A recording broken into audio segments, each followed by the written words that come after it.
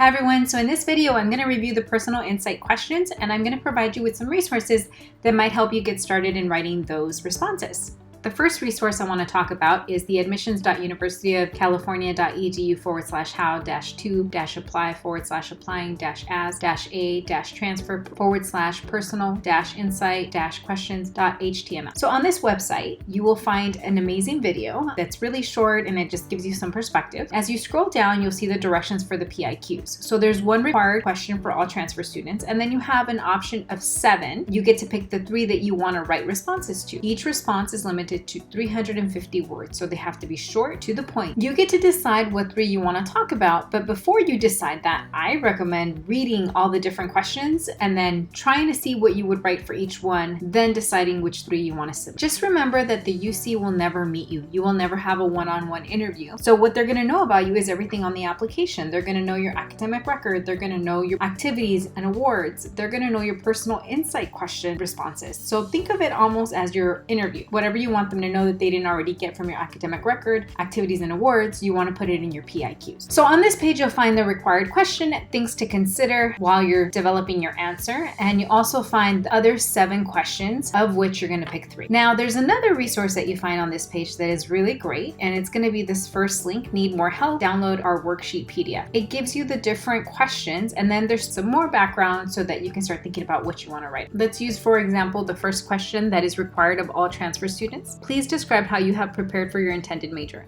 including your readiness to succeed in upper division courses once you enroll at the university. So things that you want to consider and that might get you started on your brainstorming. How have classroom experiences shaped your interest in the major? What experiences outside of the classroom have helped develop this interest? Like, did you participate in any research studies or summer internships? What other influences, culture, community, family, etc., have steered you toward this major? How is your intended major tied to your long-term goals? So these are things that might get you started on the brainstorming part of it. If you don't know what to write, I would consider actually just writing the question and then a short response to each of those questions to help you start thinking about what you might want to say. Writing about yourself is one of the hardest things you do, especially because you know your experience, you know what you've done, you know what you've been through, you know what has shaped you, and you just want to know what people want you to write. No one can tell you what to write. You have to do your best to represent yourself on paper. So the other recommendation that I have before you pick your top 3 of 7 of the other questions would be just to answer all 7 using this worksheet. One of the 7 questions is describe an example of your leadership experience in which you have positively influenced others, helped resolve disputes, or contributed to work efforts over time. So these are examples of things you might want to write about. Maybe you have one example that incorporates all of these things. Maybe you don't, but start thinking about it. To get you started writing, maybe think about an experience, maybe think about words, whatever your writing process is, follow that. But my recommendation would be for you to start first by reading all of the questions, brainstorming on each one, writing a short response to each one, and then maybe pick the top 3 that you feel like you can really speak to. So the second question is, every person has a creative side, and it can be expressed in many ways: problem solving, original and innovative thinking, and artistically, to name a few. Describe how you express your creative side. Can you think of a time your viewpoint was unique compared to others? What was the issue or problem from your perspective? Now think of the same situation from the perspective of another person. Who was there with you? How was your approach different from that other person? Was there ever a problem where your imagination and intuition guided you to the solution? Do you have a passion for music, theater, visual arts, dance, etc.? What have you gained from it that has affected other parts of your life? Maybe if you have a talent in visual arts, you can talk about a time when you participated in an art walk and your art was displayed somewhere. I can't really give you an example of what to write about because everybody has a different experience. Just start writing and then have someone that really knows you give you feedback. Here's a third question. What would you say is your greatest talent or skill? Have you developed and demonstrated that talent over time? 3 of your talents and skills. Once you list them, you can go back and write to them. And then as you're writing, you want to consider how many years did it take you to develop it? Has it changed? Has it improved? And so on. Question number 4.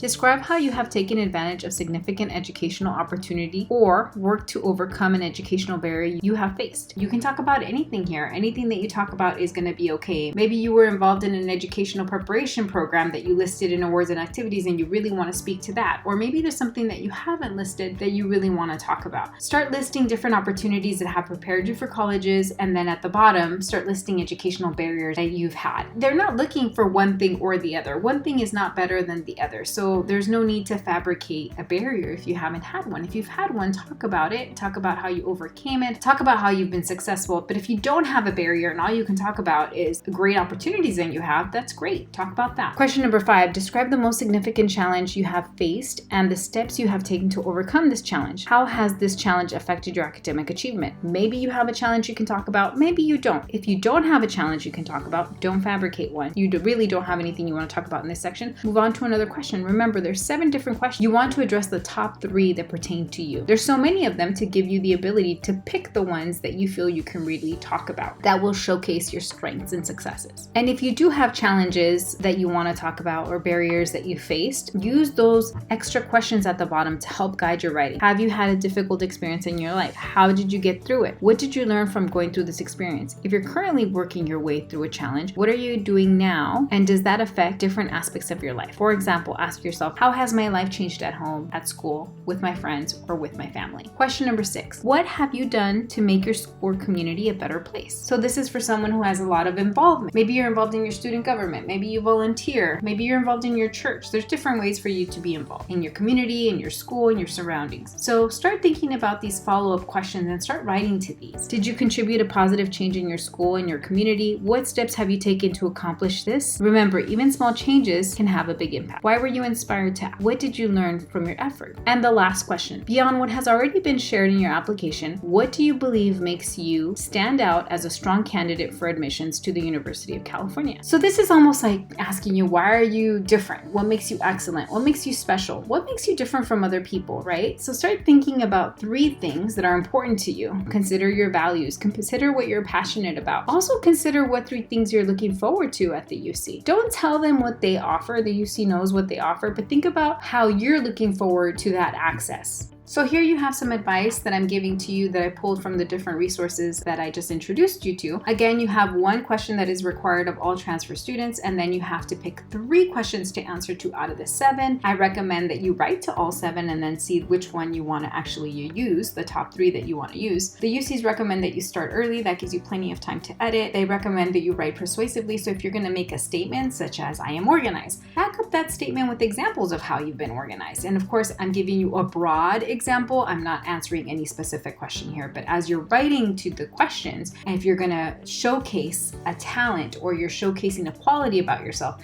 you want to make sure that in that response, you're giving the example as to how that quality or characteristic pertains to you. Make sure that all of your responses have been proofread and edited. So in this case, I would recommend putting it in a Word document or putting it in Google Docs so that you can run a spell check, a grammar check, and then you can copy paste it into that slot in the application. Solicit feedback, let other people read it and give you feedback. Once they read it, they may have questions. Oh, you talk about this one thing. Tell me more about that. Oh, you might want to focus more of the essay on that example that you gave in the second sentence. So as people read it, they might have questions that the reader at the UC might have questions about. And then once you're done, just relax. Remember, you're not competing with other peers. You're just competing with yourself. You want to present yourself the best that you can. The UC is looking for a wide range of people from different backgrounds and perspectives, and there's not a right answer to the PIQs. There's just you. So represent yourself the best that you can. I hope this was helpful. Good luck.